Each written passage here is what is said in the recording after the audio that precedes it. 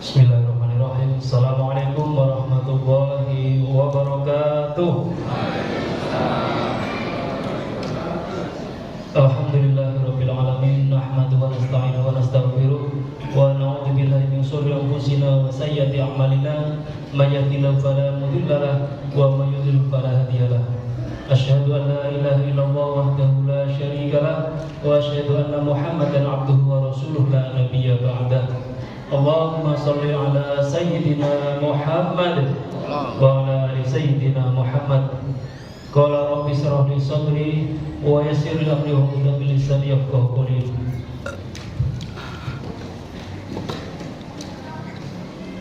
Yang kami hormati Al-Mukarram Ustaz Mufti Syafi'i Al-Syi Al-Hafiz, Bapak Lurah Keramat Jati yang dalam perjalanan, Bapak Ketua LMK Kelurahan Keramat Jati, Bapak Haji Nurullah, Ketua FKDM Kelurahan Keramat Jati, dan para hadirin jamaah sholat isya. Insyaallah dilanjutkan dengan sholat tarawih rahimakumullah. Puji syukur mari kita panjatkan kehadirat Allah Subhanahu wa taala. Biqaulina alhamdulillah wa syukrulillah. Alhamdulillah pada malam hari ini kita masih saja diberikan kenikmatan oleh Allah Subhanahu wa taala, yakni nikmat sehat, nikmat sempat, dan terlebih lagi adalah nikmat iman dan Islam yang masih tertanam dalam sanubari kita. Salawat dan salam semoga tetap tercurah dari junjungan alam uswatun hasanah kita, yakni baginda Nabi Agung Muhammad sallallahu alaihi wasallam, yang telah menunjukkan kita minal dzulumati ila nur, dari zaman kejahilan, zaman kebodohan menuju zaman yang terang benderang penuh dengan ilmu pengetahuan seperti apa yang kita rasakan bersama. Hadirin Bapak Ibu jamaah rahimakumullah, sebelum pelaksanaan sholat tarawih dimulai, ada beberapa maklumat yang perlu kami sampaikan. Yang pertama, malam hari ini yang bertindak sebagai imam dan penceramah tarawih yakni beliau Al-Ustaz Mufti Syafi'i Al-Syi Al-Hafiz. Dan nanti sebelum tausiah akan diawali dengan sambutan dari Bapak Lurah, tapi karena beliau saat ini masih dalam perjalanan, nanti berlanjut ceramah dulu. Ini Pak Lurah, sambutannya di akhir. DKM Masjid At-Tarbiyah mengundang para jamaah hadirin hadirat untuk hadir pada acara peringatan Nuzul Quran yang akan diselenggarakan pada besok sore pukul 15.30 pada asar, dengan rangkaian acara peringatan Nuzul Quran, kemudian closing pesantren Ramadan yang sudah berlangsung selama 10 hari, kemudian santunan anak yatim. Untuk itu kami mengundang sekali lagi para jamaah sekalian untuk hadir di Masjid At-Tarbiyah ini, dan kami siapkan buka puasa bersama. Kemudian yang selanjutnya, untuk meningkatkan kenyamanan para jamaah sekalian beribadah di masjid ini, DKM Masjid At-Tarbiyah akan melaksanakan renovasi pemasangan plafon teras masjid bagian samping, yang insya Allah akan makan biaya sekitar 50 juta. Alhamdulillah sampai dengan malam hari ini sudah terkumpul infak plafon masjid sejumlah 19.800.000 rupiah. Kami ucapkan jazakallahu khairan hasanal jazaa kepada para donatur sekalian yang telah menginfakkan di Masjid At-Tarbiyah ini. Kita doakan sama-sama semoga para donatur senantiasa diberikan keselamatan, kekuatan, kesehatan, dan keberkahan oleh Allah Subhanahu wa taala, dikuatkan iman dan Islamnya, dan almarhum almarhumah dari para donatur dilapangkan kuburnya, diampuni segala dosanya, dan dijadikan kuburnya raudhatun min riyadil jinnah, taman daripada taman surga. Amin Allahumma amin. Kemudian untuk para jamaah sekalian, dimohon pada saat pelaksanaan sholat tarawih nanti supaya menjaga ketertibannya, terutama untuk anak-anak, untuk HP supaya di-silent ya, sehingga pelaksanaan sholat tarawih kita pada malam hari ini bisa kita laksanakan dengan penuh khusyuk. Itu saja dari kami. Sekali lagi kami mengucapkan terima kasih para jamaah sekalian yang telah menginfakkan di Masjid At-Tarbiyah ini. Kurang dan lebihnya saya maaf. Akhirul kalam wa wal muwaffiq ila aqwamit. Wassalamualaikum warahmatullahi wabarakatuh. Selanjutnya kita dengarkan tausiah dari Ustaz Mufti Safi Al-Hafiz. Kepadanya kami persilakan.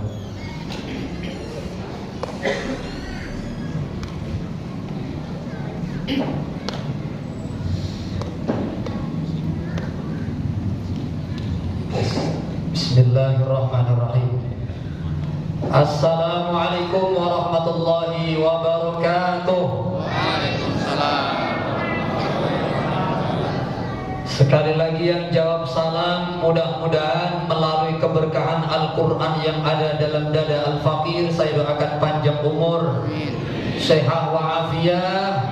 Allah mudahkan nyari ilmunya, Allah mudahkan didik keluarganya, Allah mudahkan nyari duitnya, Allah mudahkan nyari hutangnya.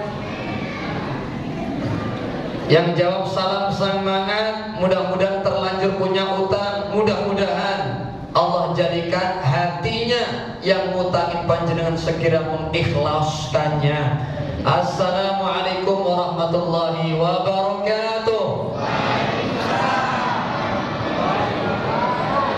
Alhamdulillah wassalatu wassalamu ala Rasulillah wa ala alihi wa ashabihi wa mawala. La haula wa la quwwata illa billahil aliyil azim. Amma ba'd. Hadratul kiram, para alim, sesepuh, bini sepuh, haji sepuh, hadirin, bapak-bapak, mas-mas yang saya cintai, ibu-ibu, mbak-mbak yang di belakang, yang senantiasa mencintai saya. Kita semuanya saling cinta mencintai karena Allah. Mudah-mudahan Allah kumpulkan kita tidak hanya dalam majelis ini, namun surganya Allah. Amin ya rabbal alamin. Sambil menunggu penceramah yang utama, kalau saya kan hanya ban serep saja. Apapun yang saya sampaikan mudah-mudahan membawa manfaat. Amin Allahumma amin. Terkait sadar atau tidak, ternyata ini malam ke-17 bulan suci Ramadan yang diyakini oleh sebagian kaum muslimin merujuk kepada salah satu cicitnya Kanjeng Rasul sallallahu alaihi wasallam, Sayyid Ja'far Shadiq Al-Baqir, bahwa beliau berpendapat turunnya Al-Quran dari arsy Allah sampai menuju Baitul Izzah malam 17 daripada bulan Ramadan, sekalipun qila malam 24 Ramadan. Tidak panjang kalam, tidak ada salahnya saya singgung tentang bulan Ramadan sebagai bulan Al-Quran. Al-Quran memiliki hak-hak yang siapapun dari kita, muslim, muslimah, mu'min, mu'minah yang sudah mukallaf wajib menjalankan hak Al-Quran. Yang pertama apa? Berangkat daripada pertanyaan malaikat Jibril alaihissalam, riwayat Imam Muslim dengan sanad Sayyidina Umar ibn al-Khattab radhiyallahu ta'ala anhu, ya Muhammad, sambil Jibril berwujud menungso saat itu menempelkan dengkulnya, dengkul berbahaya, lutut dengan lutut suci Rasul sallallahu alaihi wasallam sambil megang paha Kanjeng Rasul. Qila sebagiannya paha, sebagian lututnya Rasul, sembari memanggil, ya Muhammad, mal Islam, Islam itu apa ya Muhammad? Ternyata dijawab, didefinisikan oleh Rasul, Islam itu adalah antasyhada alla ilaha illallah wa anna Muhammadan Rasulullah, wa an tuqimas shalah, wa an tu'tiyaz zakah, wa an tasuma Ramadan, wa an tahujja in istata'ta ilaihi sabila. Dijawab, Islam itu adalah rukun-rukun Islam. Sodaqta ya Muhammad, benar kamu hai Muhammad. Para sahabat gelang-geleng. Biasanya yang nanya goblok, malah ini lebih cerdas nampak-nampaknya dari Nabi Muhammad sallallahu alaihi wasallam. Nanya, habis dijawab, dibenerin. Lalu pertanyaan kedua, ya Muhammad, mal iman, iman itu apa ya Muhammad? Definisi iman kata Rasulullah SAW, antu'mina billahi wa malaikatihi wa kutubihi wa rusulihi wa al-yawmil akhiri wa al-qadari khairihi wa syarrihi. Iman itu didefinisikan, diperinci oleh Rasul dengan rukun iman. Iman adalah manakala tidak bisa lepas daripada meyakini hakul yakin, tidak ada celah keraguan iman wujudi Allah dan bla bla bla bla bla. Termasuk ternyata iman kepada kitab-kitab Allah, termasuk di dalamnya Al-Qur'an. Berarti haknya Al-Qur'an terhadap kita adalah kita imani kalam Allah yang diturunkan kepada Nabi Muhammad SAW, yang dinilai ibadah pada tilawahnya dan tadabburnya, yang dimulai dari Al-Fatihah sampai An-Nas. Tidak ada kebatilan yang layak menjadi argumen undang-undang dunya lan akhirat. Allahumma sholli ala Muhammad. Itu poin pertama. Yang kedua, berangkat daripada ayat 121 surah Al-Baqarah, berarti maksudnya juz yang pertama lembaran yang ke-9 sebelah kanan dari ayat nomor kedua. A'udzubillahi minasyaitonir rajim. Bismillahirrahmanirrahim. Alladzina atainahumul kitaba yatlunahu haqqa tilawati ulaika yu'minuna bih wa man yakfur bihi fa ulaika humul khasirun. Saya husnudzon bapak-bapak tidak hafal. Alhamdulillah. Yang artinya orang-orang yang kami beri Alkitab, mereka senantiasa bertilawah Al-Quran, bertilawah kitab Allah sebenar-benar tilawah. Mereka itu loh yang benar-benar iman kepada kitab Allah. Ulaika yu'minuna bi. Termasuk konsekuensi bukti bahwa saya panjenengan kau iman kepada Allah, berarti mau tilawah terhadap kitab Allah haqqa tilawatin, dengan sebenar-benar tilawah. Ngemeng-ngemeng, Bu, Ibu, alhamdulillah masih ada nyawanya jamaah, panjang umur, bahwa tilawah itu artinya bukan seperti kiroah. Kiroah itu sewaktu-waktu nunggu Ramadan baru ngaji Al-Quran. Selain Ramadan dibuat pajangan di dalam Quran. Beda kalau tilawah itu, yang namanya tilawah talayatul atau talayatli, selalu bersandingan kemana-mana dengan Al-Quran, rajin deres. Itu loh yang dikehendaki. Bukti iman kepada Al-Quran adalah selalu bertilawah, ngaji deres Al-Quran, luweh-luweh lampung-lampung bulan suci Ramadan. Di luar Ramadan saja ada pertanyaan dari anak kecil, namanya Sayyidina Abdullah ibnu Amr ibnu al-As. Ngemeng-ngemeng, jika penceramah utama sudah datang, kabari saja Ustaz ya. Masya Allah, ini ngemeng-ngemeng jam berapa saja? Sampai fajar. Abdullah ibnu Amr ibnu al-As nanya, ya Rasulullah, ayat naon fikam aqra'ul Quran, berapa durasi waktu, berapa hari, berapa bulan, berapa tahun aku sayangnya khatam Al-Quran 30 juz, ngaji Al-Quran. Rasul menjawab, nah ini jawaban Rasul adalah barometer untuk semua umat Nabi, sayangnya 1 bulan khatam 30 juz. Jawaban Rasulullah. Ya udah, ngemeng-ngemeng, geragati masing-masing. Kita sudah mengamalkan amalan ini belum? Sebulan khatam Al-Quran. Jawaban Rasulullah. Bocah cilik protes. Beda protesnya jenengan. Protesnya jenengan, ya Allah Gusti, Rasulullah tolong setahun sekali saja. Itu kita. Anak kecil yang bernama Abdullah ibnu Amr ibnu al-As radhiyallahu anhu justru berkata, ya Rasulullah, inni ajiduni aqwa min dzalik. Aku insyaallah menemukan diriku lebih kuat daripada itu. Tolong persempit waktunya. Setengah bulan, wahai Abdullah bin Amr bin As, 30 juz khatam Al-Quran. Ya Rasul, minta lagi, tolong persempit lagi ya Rasul. Aku lebih kuat daripada itu insyaallah. Ya sudah, per 10 hari khatam 30 juz, kata Nabi. Ya Rasul, protes lagi, anak kecil.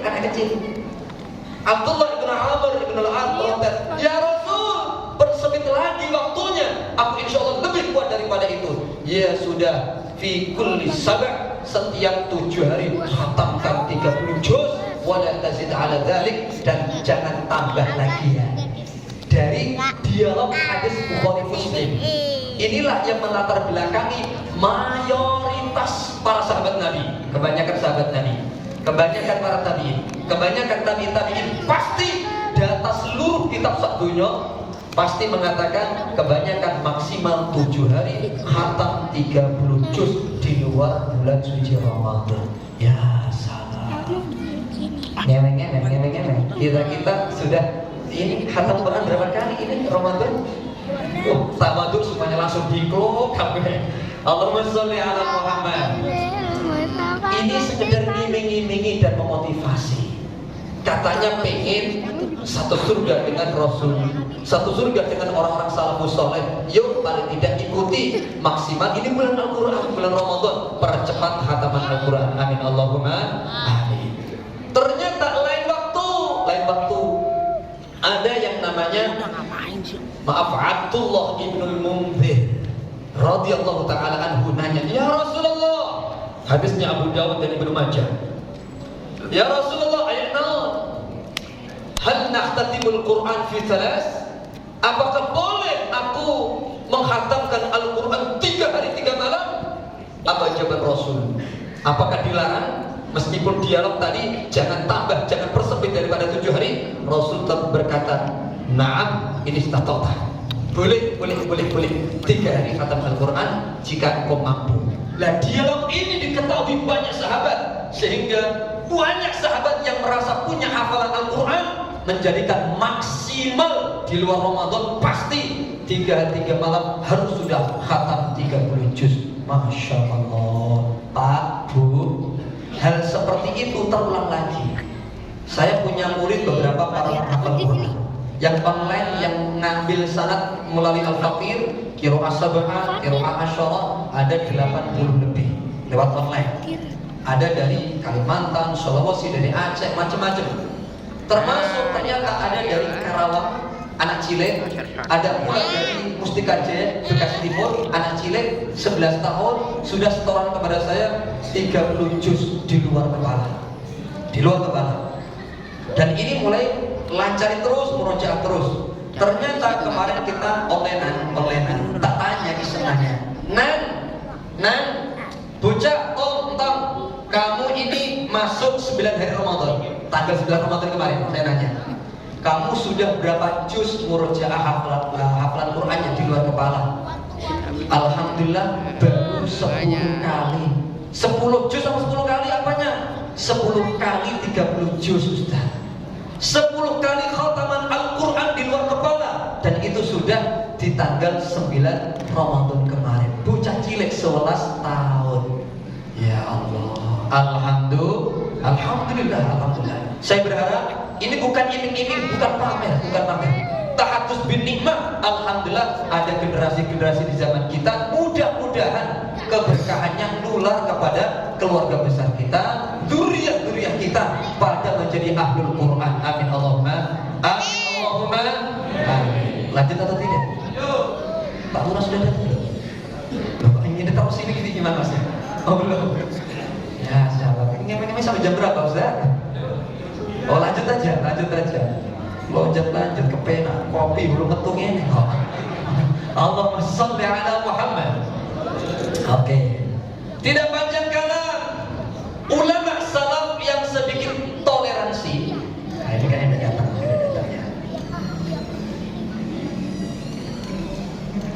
Sudah cukup. Oh lanjut. Apa nih biro sampai? Oke. Lanjut sedikit ya, 5 jam saja ya. Oke. Allahumma sholli ala Muhammad. Ulama salaf yang sedikit toleransi adalah mazhab Hambali. Beliau berkata, haknya Al-Quran dalam hal tilawah seorang mukmin mukallaf harus maksimal 40 hari sudah khatam Al-Quran. Mana dalilnya? Ibnu Umar radhiyallahu taala anhuma pernah nanya, "Fi kam nakhtimul Quran?" Berapa hari saja kami khatam Al-Quran ya Rasulullah? Rasul menjawab, "Fi arba'ina yawman, 40 dina." Kemudian lebih longgar lagi mazhab Hanafi. Beliau berpendapat seorang mukmin wajib menjalankan hak tilawah Al-Quran adalah Al-Quran, 6 bulan khatam Al-Quran. Mana dalilnya? Dijawab Abu Hanifah, Ramadan terakhir Rasul setoran ngaji kepada malaikat Jibril alaihi salam dengan qiraah sab'ah, qiraah asyarah, itu kan 2 kali khatam Al-Quran. Itu menandakan isyarat umat Rasulullah SAW adalah 6 bulan sekali khatam, 6 bulan sekali khatam. Kok 6 bulan lebih baru khatam Al-Quran? Dianggap belum menjalankan haknya Al-Quran dalam bab tilawah. Paham paham yang penting manggung manggung. Allahumma shalli ala Muhammad. Lanjut. Oh, lanjut deh. Yang ketiga, kesyuan yang ketiga adalah tadabbur Al-Quran. Sekali lagi Ustaz, kalau penceramah aslinya sudah datang, kabari saja langsung. Oke, ini kan setengah asli kali ini. Yang ketiga adalah tadabbur Al-Quran. Dalam surah An-Nisa, juz yang kelima, lembaran kelima, sebelah kanan dari atas nomor kedua. Afala yatadabbaruna Al-Quran? Apakah mereka enggak ada ikhtiar tadabbur Al-Quran? Ini perintah sindiran dari Allah Subhanahu wa taala agar umat Kanjeng Nabi rajin-rajin mentelaah, memahami tafsir, ngaji kajian Al-Quran. Contoh saja. Dalam bab sholat, bacaan Al-Quran apa yang wajib dibaca Bapak Ibu? Al-Fatihah. Yuk kita ngaji tadabbur sebentar. Ayat pertama apa Al-Fatihah? Bismillah. Bismillahirrahmanirrahim. Artinya apa? Aku mengawali sholat, aku mengawali bacaan, aku mengawali tindak tanduk apapun yang ada dalam Al-Quran ini, tawassulan, tabarukan dengan seluruh nama Gusti Allah yang ada. Itu menunjukkan kita ini dhaif, lemah atau kuat? Dhaif, lemah. Itu tersirat, wahai orang yang suka baca Bismillah belum Ar-Rahman Ar-Rahim, munculkan rasa di dalam hati kita ini dhaif. Apa-apa perlu kekuatan Gusti Allah. Sudah suka baca Bismillah dalam sholat baca basmalah, dalam ini itu basmalah. Suka di luar sholat menyombongkan diri, merasa akulah anak lebih daripada yang lain, berarti orang itu belum mengamalkan Bismillah. Karena kekuatan daya kita masih nafas, masih bergerak, masih bisa ini, itu kekuatan siapa? Allah Subhanahu wa ta'ala. Berarti selama ini, mohon maaf, ada nggak orang yang masih suka sombong? Di sini masih ada orangnya? Masih hidup orangnya? Insya Allah nggak ada ya. Orang yang suka sombong, apalagi merendahkan orang lain, sadar tidak sadar, berarti belum mengamalkan hakikat kalimat Bismillah. Bagaimana dengan tadabbur Ar-Rahman Ar-Rahim? Asmaul Husna kan banyak Ustaz, betul. Mengapa yang dipakai Ar-Rahman Ar-Rahim bukan Bismillahil Qawiyil Matin dan seterusnya?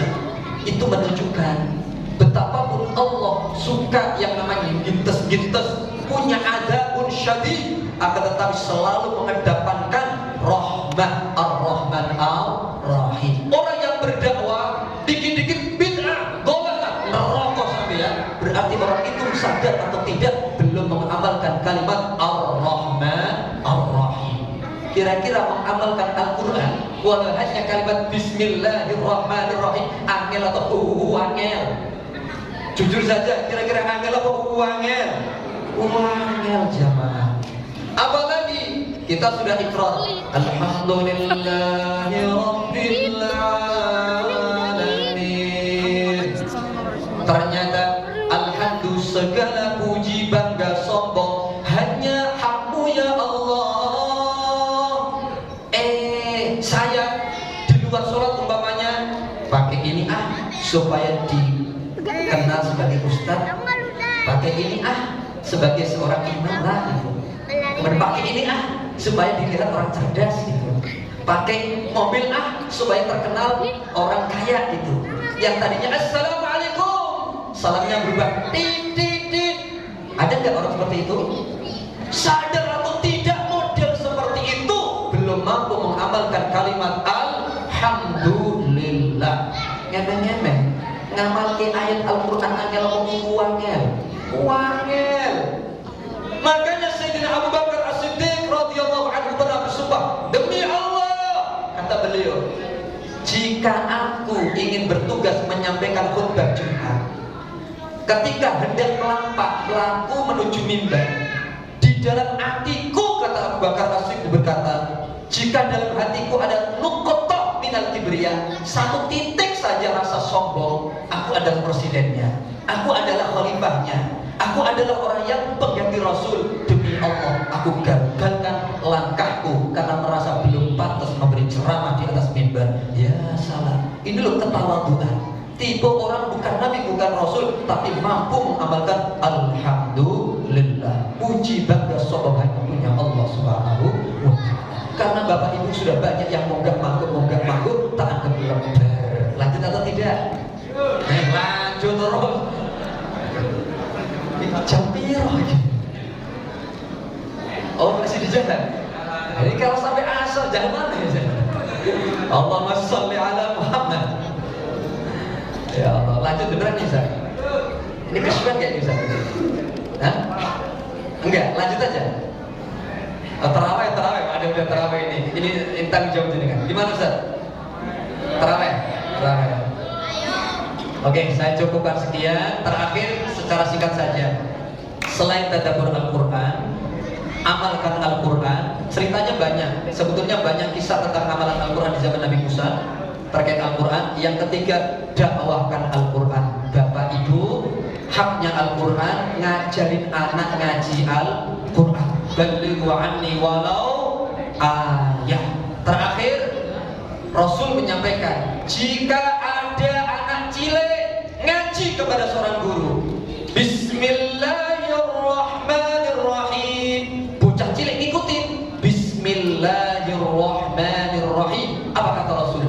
Maka Allah malu sekali, malu Allah Subhanahu wa ta'ala jika mengadab menyiksa orang tuanya disebabkan bocah ciliknya sedang belajar Bismillahirrahmanirrahim.